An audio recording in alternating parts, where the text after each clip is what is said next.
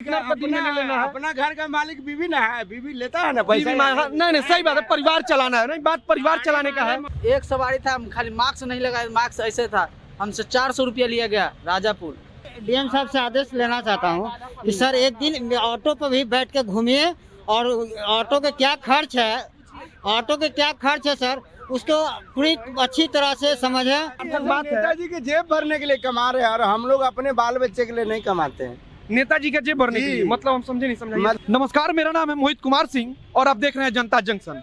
फिलहाल हम गांधी मैदान के गेट नंबर 5 पे मौजूद हैं और यहाँ पे जब हम इधर से गुजर रहे थे तो कुछ ऑटो चलाने वाले जो लोग हैं उन लोगों ने कहा कि 50% सवारी बैठाने के लिए कहा जा रहा है। अब बताइए 50% जब सवारी बैठाएंगे तो फिर सवारी का भाड़ा और हमारा डीजल, जो डीजल इतना महंगा है वो सब कहाँ से मैनेज होगा। तो बाकी आइए इनसे हम लोग बात करते हैं। तो ये बताइए कि मतलब क्या समस्या क्या है कि डीएम साहब आदेश दिए हैं क्या कुछ ऐसा? डीएम साहब तो नहीं, अभी तो जैसे कि रोड पर देख रहे प्रचार हो रहा है, ऑटो रिक्शा से ई रिक्शा से प्रचार हो रहा है कि 50% पैसेंजर लादना है। तो आप बताइए सर कि 50% पैसेंजर लादेंगे तो 80 रुपये के लीटर डीजल लेंगे, उसमें मोबिल डालेंगे और 2-3 कस्टमर में हमको कहाँ से पेट भरेगा।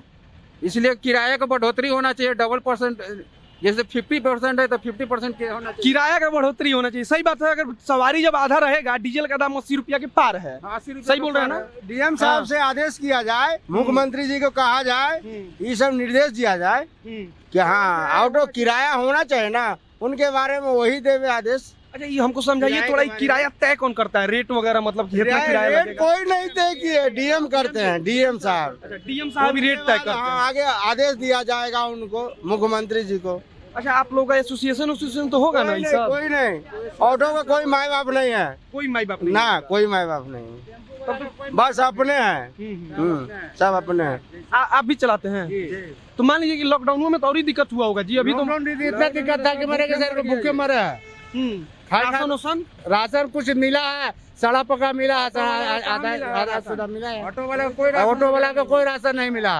तो ध्यान से सुन लीजिएगा कि जब आप छाती चौड़ा कर करके बिहार चुनाव के समय कह रहे थे कि राशन मिला है, तो एक कैमरे के सामने लोग बोल रहे हैं कि ऑटो वालों को राशन नहीं मिला है। अब इनसे खुद सुनिए और सोचिए एक बार। ना ऑटो वाले को कोई राशन मिला है और ना कोई सुविधा मिला है। सब आदमी भूखे प्यासे जैसे तैसे सब बिलट गया है। और जहाँ तक कि ऑटो वाला आया है, इसे लॉकडाउन असभ्य भाषा नहीं भैया, मतलब सभ्यता में रह के बात करना है हम लोग को। हाँ, यही बात बोल रहे हैं। यही कहना चाह रहे हैं कि डीएम साहब से या मुख्यमंत्री साहब से कहें कि भाड़ा की बढ़ोतरी होना चाहिए, डबल होना चाहिए। जैसे 50% होना चाहिए तो 50% भाड़ा होना चाहिए। 50% नहीं, 40% होगा। सवारी लेके जाया जाएगा, ठीक ना, एक ही सवारी लेके जाया जाएगा, उसमें उसका भाड़ा बैठाया जाएगा।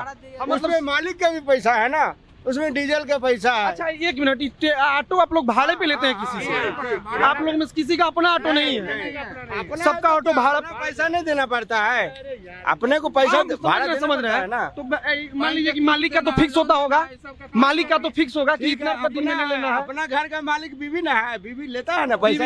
नहीं सही बात है, परिवार चलाना है, नहीं बात परिवार चलाने का है। मालिक को 300 रुपया पर डे देना पड़ता है, चाहे कमाइए अथवा ना कमाइए। कमाइए जना कमाइए 300 उनको शाम को दे देना है। हाँ, और नहीं तो मैंने गाड़ी बिहान से खड़ा कर दीजिए। तो बाकी लॉकडाउन में तो आप लोग तो ऑटो छोड़ दिए होंगे, नहीं तो घर से दे रहे होंगे लोग। सब छोड़ दिए थे, गाड़ी चल नहीं रहा था, कहाँ से देता? बैठल थे मैंने कहीं उसके यहाँ नाला साफ किया, कभी उसके यहाँ मैंने लेबर में काम किए, नाला साफ किए और लेबर का काम किए। और बाकी इसमें मान लीजिए अगर सवारी कोई ज्यादा लेके जा रहा है तो फाइन कटा जा रहा है? फाइन मैंने फाइन इतना लग रहा है कि मैंने 5,000 10,000 उसका कोई हिसाब नहीं। फाइन का लिमिट, मार्क्स का मिनिमम 50 रुपया फाइन काटा जाता है। हमसे राजापुर एक सवारी था, खाली मार्क्स नहीं लगाया, मार्क्स ऐसे था, हमसे 400 रुपया लिया गया राजापुर। बताइए 50 रुपया, जहाँ टेम्पू वाला बड़ा आदमी है, छोटा आदमी है, 400 रुपया फाइन कसा गया।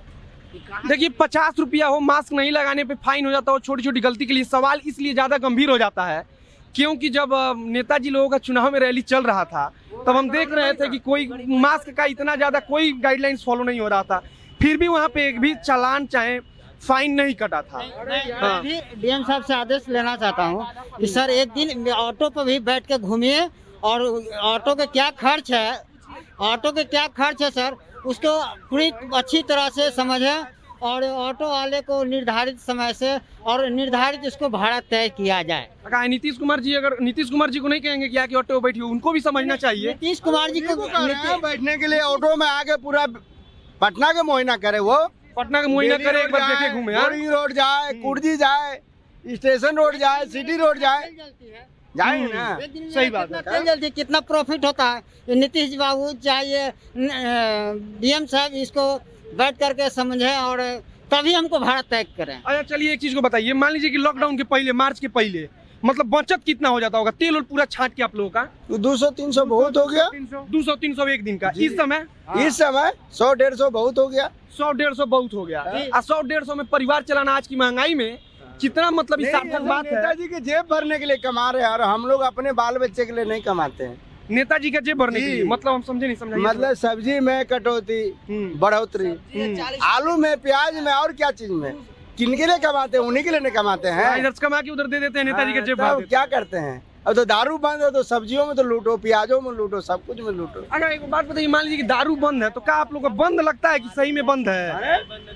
कहीं बंद नहीं है दारू तो पूरा ऑनलाइन चल ही रहा है, एकदम चल रहा है, बिल्कुल चल रहा है, खुलेआम चल रहा है। अच्छा, हम दो दिन कल शायद हम एक स्टोरी किए थे, उसमें हम जिक्र किए थे कि 1.5 महीने के दौरान 1 अरब से ज्यादा का दारू पकड़ा गया है बिहार में। हाँ बिल्कुल पकड़ा गया है। कल के पेपर में इसको आउट करवा दीजिए तो बहुत आप लोग के मेहरबानी है। आपका वीडियो जरूर जाएगा और हम चाहेंगे कि अगर इसे नीतीश कुमार जी सुन रहे हैं, चाहे मंत्रिमंडल का कोई सदस्य सुन रहा है, सरकार का कोई जिम्मेदार अधिकारी सुन रहा है, कर्मचारी सुन रहा है, तो इस चीज पर जरूर गंभीरता से सोचे, क्योंकि ये ऑटो वाले के घर किस तरह से चल रहा है, ये बैठेंगे एक दिन खुद बैठ करके घूमे तभी इनको महसूस होगा कि कितना प्रॉफिट होता है और कितना सरकार के भी हमने कमा के दे रहे हैं, कितना गाड़ी का भी कागज में लगता है, गाड़ी में भी कितना खर्च गिरता है। तो अभी हमको जोड़ के बताएंगे ना क्या कितना खर्चा है गाड़ी का, जैसे कागज बनाने में, और इतना हम डेली कमाएंगे उसी हिसाब से उसको कागज भी बनाना है।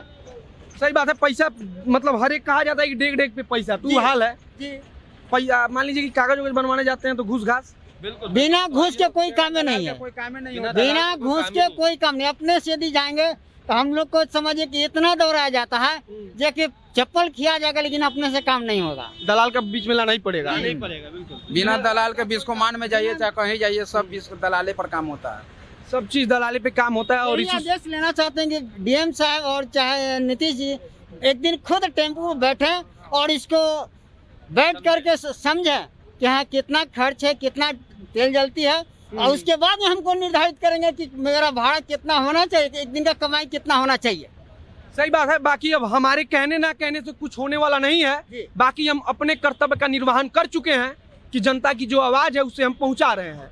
बाकी सुशासन वाली सरकार से यह अपील रहेगा कि एक बार इनके बारे में सोचा जाए, समझा जाए और इनके लिए ना कुछ तो सरकार से जो भी संभव मदद हो उसे मुहैया कराया जाए। बाकी कैमरे के पीछे सृष्टि श्रीवास्तव है और अंत में मैं अपना नाम बता देता हूं, मैं हूं मोहित कुमार सिंह और आप देख रहे थे जनता जंक्शन। धन्यवाद।